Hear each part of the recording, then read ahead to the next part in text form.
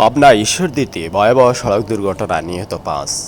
কুষ্টিয়ার দিক থেকে আগত প্রাইভেট কার এবং দাগুড়িয়া থেকে আগত সিএনজির মুখোমুখি সংঘর্ষে এই দুর্ঘটনা ঘটে।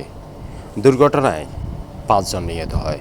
ইন্না লিল্লাহি ওয়া ইন্না ইলাইহি রাজিউন। নিহতরা হলেন ঈশ্বরদী উপজেলা দাগুড়িয়া ইউনিয়নের আজমপুর গ্রামের আনোয়ার হোসেনের ছেলে বিজয়, একই গ্রামের কুদ্দুস প্রামাণিকের ছেলে জিহাদ, সিরাজুল ইসলামের ছেলে শিহাব, আব্দুর রাজাক প্রামাণিকের ছেলে রবিউল ইসলাম এবং সলিমপুর ইউনিয়নের বড়াইছড়া গ্রামের ইলিয়াস হোসেনের ছেলে শিশির।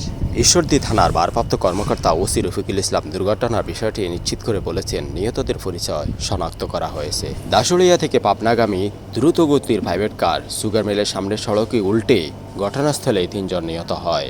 হাসপাতালে নেয়ার পথে আরও 2 জন মারা যায়।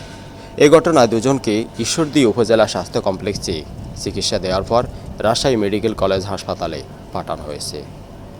একটি দুর্ঘটনা সারা জীবনের কান্না, যার চলে যায় সেই বুঝে হয় বিচ্ছেদের কি যন্ত্রণা। আমি আকলাকুর রহমান আশিক সকল চালক ভাইদের দৃষ্টি আকর্ষণ করে বলছি, আপনারা যখনই গাড়ি চালাবেন বেপরোয়াভাবে কখনো গাড়ি চালাবেন না। কারণ আপনি চলে গেলে আপনার পরিবারের বড় ক্ষতি হয়ে যাবে। এই বিষয়টা মাথা রেখে আপনি গাড়ি চালাবেন।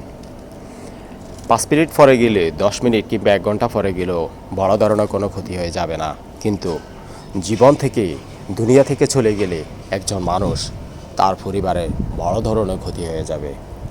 সবাই রাস্তা পারাপারে সাবধানতা অবলম্বন করবেন এবং গাড়ি চালাতে সাবধানতার সহিত গাড়ি চালাবেন।